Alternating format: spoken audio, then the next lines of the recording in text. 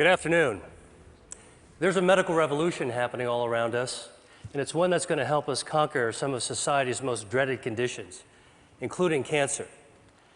And the revolution is called angiogenesis, and it's based on the process that our bodies use to grow blood vessels. So why should we care about blood vessels? Well, the human body is literally packed with them, 60,000 miles worth in a typical adult. End to end, that would form a line that would circle the earth twice. The smallest blood vessels are called capillaries. We've got 19 billion of them in our bodies. And these are the vessels of life. And as I'll show you, they can also be the vessels of death. Now, the remarkable thing about blood vessels is that they have this ability to adapt to whatever environment they're growing in. For example, in the liver, they form channels to detoxify the blood. In the lung, they line air sacs for gas exchange. In muscle, they corkscrew so that muscles can contract without cutting off circulation. And in nerves, they course along like power lines, keeping those nerves alive. And we get most of these blood vessels when we're actually still in the womb. And what that means is that as adults, blood vessels don't normally grow, except in a few special circumstances. In women, blood vessels grow every month to build the lining of the uterus. During pregnancy, they form the placenta, which connects mom and baby. And after injury, blood vessels actually have to grow under the scab in order to heal a wound. And this is actually what it looks like, hundreds of blood vessels all growing towards the center of the wound. So the body has the ability to regulate the amount of blood vessels that are present at any given time. And it does this through an elaborate and elegant system of checks and balances, stimulators and inhibitors of angiogenesis, such that when we need a brief burst of blood vessels, the body can do this by releasing stimulators, proteins called angiogenic factors, that act as natural fertilizer and stimulate new blood vessels to sprout. And when those excess vessels are no longer needed, the body prunes them back to baseline using naturally occurring inhibitors of angiogenesis. Now, there are other situations where we start beneath the baseline and we need to grow more blood vessels just to get back to normal levels, for example, after an injury. And the body can do that too, but only to that normal level, that set point. But what we now know is that for a number of diseases, there are defects in the system where the body can't prune back extra blood vessels or can't grow enough new ones in the right place at the right time. And in these situations, angiogenesis is out of balance. And when angiogenesis is out of balance, a myriad of diseases result. For example, insufficient angiogenesis, not enough blood vessels, leads to wounds that don't heal, heart attacks, legs without circulation, death from stroke, nerve damage. And on the other hand, excessive angiogenesis, too many blood vessels, drives disease. And we see this in cancer, blindness, arthritis, obesity, Alzheimer's disease. In total, there are more than 70 major diseases affecting more than 1 billion people worldwide that all look on the surface to be different from one another, but all actually share abnormal angiogenesis as their common denominator. And this realization is allowing us to reconceptualize the way that we actually approach these diseases by controlling angiogenesis. Now, I'm going to focus on cancer because angiogenesis is a hallmark of cancer, every type of cancer. So here we go. This is a tumor, dark, gray, ominous mass growing inside a brain. And under the microscope, you can see hundreds of these brown-staining blood vessels, capillaries, that are feeding cancer cells, bringing oxygen and nutrients. But cancers don't start out like this. And in fact, cancers don't start out with a blood supply. They start out as small, microscopic nests of cells that can only grow to 1/2 a cubic millimeter in size. That's the tip of a ballpoint pen. Then they can't get any larger because they don't have a blood supply, so they don't have enough oxygen or nutrients. And in fact, we're probably forming these microscopic cancers all the time in our body. Autopsy studies from people who died in car accidents have shown that about 40% of women between the ages of 40 and 50 actually have microscopic cancers in their breasts. About 50% of men in their 50s and 60s have microscopic prostate cancers. And virtually 100% of us, by the time we reach our 70s, will have microscopic cancers growing in our thyroid. Yet without a blood supply, most of these cancers will never become dangerous. Dr. Judah Folkman, who was my mentor and who is the pioneer of the angiogenesis field, once called this cancer without disease. So the body's ability to balance angiogenesis, when it's working properly, prevents blood vessels from feeding cancers. And this turns out to be one of our most important defense mechanisms against cancer. In fact, if you actually block angiogenesis and prevent blood vessels from ever reaching cancer cells, tumors simply can't grow up. But once angiogenesis occurs, cancers can grow exponentially. And this is actually how a cancer goes from being harmless to deadly. Cancer cells mutate, and they gain the ability to release lots of those angiogenic factors, natural fertilizer, that tip the balance in favor of blood vessels invading the cancer. And once those vessels invade the cancer, it can expand, it can invade local tissues, and the same vessels that are feeding tumors allow cancer cells to exit into the circulation as metastases. And unfortunately, this late stage of cancer is the one at which it's most likely to be diagnosed, when angiogenesis is already turned on and cancer cells are growing like wild. So, if angiogenesis is a tipping point between a harmless cancer and a harmful one, then one major part of the angiogenesis revolution is a new approach to treating cancer by cutting off the blood supply. We call this anti-angiogenic therapy, and it's completely different from chemotherapy because it selectively aims at the blood vessels that are feeding the cancers. And we can do this because tumor blood vessels are unlike normal healthy vessels we see in other places of the body. They're abnormal, they're very poorly constructed, and because of that, they're highly vulnerable to treatments that target them. And in fact, when we give cancer patients anti-angiogenic therapy, here, an experimental drug for a glioma, which is a type of a brain tumor, you can see that there are dramatic changes that occur when the tumor is being starved. Here's a woman with a breast cancer being treated with the anti-angiogenic drug called Avastin, which is FDA approved, and you can see that the halo of blood flow disappears after treatment. Now, I've just shown you two very different types of cancer that both responded to anti-angiogenic therapy. So a few years ago, I asked myself, can we take this one step further and treat other cancers, even in other species? So here is a 9-year-old boxer named Milo who had a very aggressive tumor called a malignant neurofibroma growing on his shoulder. It invaded to his lungs. His veterinarian only gave him 3 months to live. So we created a cocktail of anti-angiogenic drugs that could be mixed into his dog food, as well as an anti-angiogenic cream that could be applied on the surface of the tumor. And within a few weeks of treatment, we were able to slow down that cancer's growth such that we were ultimately able to extend Milo's survival to 6 times what the veterinarian had initially predicted, all with a very good quality of life. And we've subsequently treated more than 600 dogs. We have about a 60% response rate and improved survival for these pets that were about to be euthanized. So let me show you a couple of even more interesting examples. This is a 20-year-old dolphin living in Florida, and she had these lesions in her mouth that over the course of 3 years developed into invasive squamous cell cancers. So we created an anti-angiogenic paste. We had it painted on top of the cancer 3 times a week, and over the course of 7 months, the cancers completely disappeared and the biopsies came back as normal. Here's a cancer growing on the lip of a quarter horse named Guinness. It's a very, very deadly type of cancer called an angiosarcoma, had already spread to his lymph nodes. So we used the anti-angiogenic skin cream for the lip and the oral cocktail so we could treat from the inside as well as the outside. And over the course of 6 months, he experienced a complete remission. And here he is 6 years later, Guinness, with his very happy owner. Now, obviously, anti-angiogenic therapy could be used for a wide range of cancers. And in fact, the first pioneering treatments for people as well as dogs are already becoming available.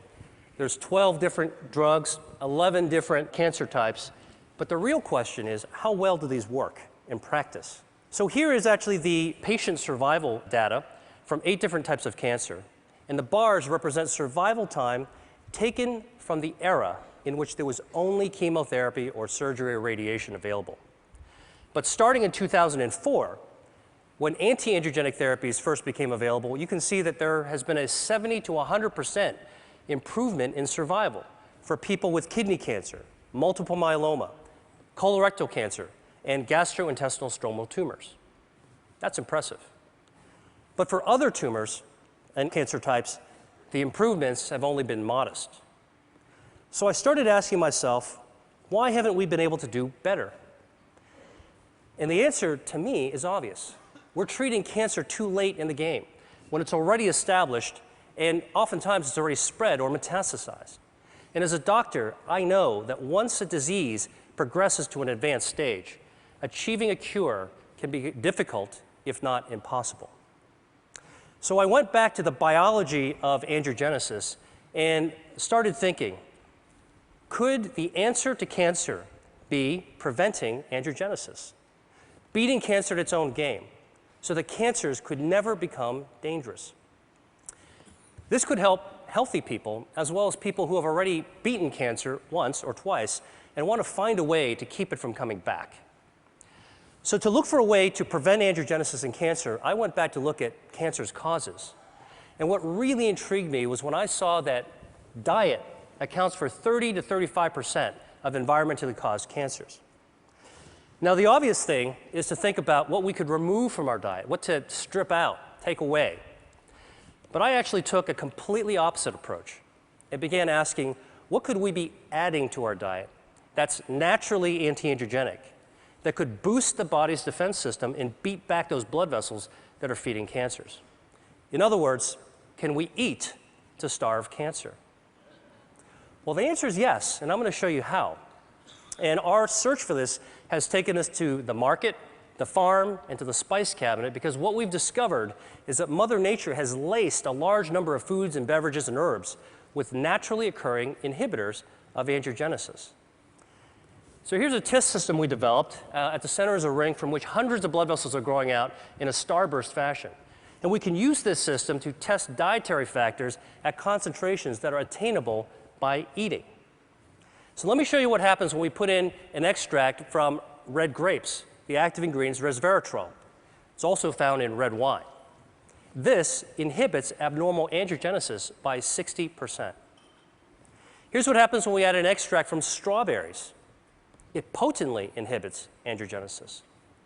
An extract from soybeans. And here is a growing list of our anti-angiogenic foods and beverages that we're interested in studying. And for each food type, we believe that there's different potencies within different strains and varietals. And we want to measure this because, well, while you're eating a strawberry or drinking tea, why not select the one that's most potent for preventing cancer? So here are 4 different teas that we've tested. They're all common ones. Chinese jasmine, Japanese sencha, Earl Grey, and a special blend that we prepared. And you can see clearly that the teas vary in their potency from less potent to more potent. But what's very cool is when we actually combine the 2 less potent teas together, the combination, the blend, is more potent than either one alone. This means there's food synergy. Here's some more data from our testing. Now in the lab, we can simulate tumor angiogenesis, represented here in a black bar. And using this system, we can test the potency of cancer drugs. So the shorter the bar, less angiogenesis, that's good. And here are some common drugs that have been associated with reducing the risk of cancer in people. Statins, non-steroidal anti-inflammatory drugs, and a few others. They inhibit angiogenesis too. And here are the dietary factors going head-to-head against these drugs. You can see they clearly hold their own, and in some cases they're more potent than the actual drugs. Soy, parsley, garlic, grapes, berries. I could go home and cook a tasty meal using these ingredients. So imagine if we could create the world's first rating system in which we could score foods according to their anti-angiogenic, cancer preventative properties. And that's what we're doing right now. Now, I've shown you a bunch of lab data, and so the real question is, what is the evidence in people that eating certain foods can reduce angiogenesis in cancer? Well, the best example I know is this study of 79,000 men followed over 20 years, in which it was found that men who consumed cooked tomatoes 2 to 3 times a week had up to a 50% reduction in their risk of developing prostate cancer. Now, we know that tomatoes are a good source of lycopene, and lycopene is anti-androgenic. But what's even more interesting from this study is that in those men who did develop prostate cancer, those who ate more servings of tomato sauce actually had fewer blood vessels feeding their cancer. So this human study is a prime example of how anti-androgenic substances present in food and consumed in practical levels can impact on cancer. And we're now studying the role of a healthy diet with Dean Ornish at UCSF and Tufts University on the role of this healthy diet on markers of angiogenesis that we can find in the bloodstream. Now, obviously, what I've shared with you has some far-ranging implications even beyond cancer research, because if we're right, it could impact on consumer education, food services, public health, and even the insurance industry. And in fact, some insurance companies are already beginning to think along these lines. Check out this ad from Blue Cross Blue Shield of Minnesota. And for many people around the world, dietary cancer prevention may be the only practical solution, because not everybody can afford expensive end-stage cancer treatments, but everybody could benefit from a healthy diet based on local, sustainable, anti-androgenic crops. Now, finally, I've talked to you about food, and I've talked to you about cancer, so there's just one more disease that I have to tell you about, and that's obesity. Because it turns out that adipose tissue, fat, is highly angiogenesis dependent. And like a tumor, fat grows when blood vessels grow. So the question is, can we shrink fat by cutting off its blood supply? So the top curve shows the body weight of a genetically obese mouse that eats nonstop until it turns fat like this furry tennis ball. And the bottom curve is the weight of a normal mouse. If you take the obese mouse and give it an angiogenesis inhibitor, it loses weight. Stop the treatment, gains the weight back. Restart the treatment, loses the weight again. Stop the treatment, gains the weight back. And in fact, you can cycle the weight up and down simply by inhibiting angiogenesis. So this approach that we're taking for cancer prevention may also have an application for obesity. The really, truly interesting thing about this is that we can't take these obese mice and make them lose more weight than what the normal mouse's weight is supposed to be. In other words, we can't create supermodel mice. And this speaks to the role of angiogenesis in regulating healthy set points. Albert Szent-Györgyi once said that discovery consists of seeing what everybody has seen and thinking what nobody has thought. I hope I've convinced you that for diseases like cancer, obesity, and other conditions, that there may be a great power in attacking their common denominator, angiogenesis. And that's what I think the world needs now. Thank you.